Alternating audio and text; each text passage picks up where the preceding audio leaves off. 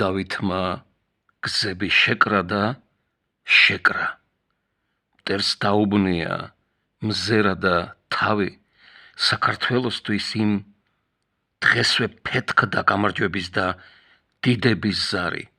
მერე კი კლდეში როგორც ტაძარი ვარძეამ ამოიდგა ამაყად ენა თამარის ლოცვით და ნამაგარით ქვეყნა დაიწყო სულ სხვაგვარ ფრენა.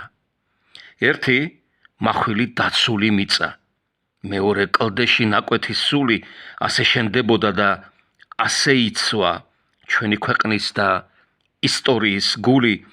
ეს არის ძალა მამაბაბის რწმენით ნაშენი სული ქართული ურყევი და მუდამ ნათელი დღესაც ანთია ყველა ჩვენგანს გულში იმედად როგორც უფლის წინ დამთებული თაფლის სანთელი.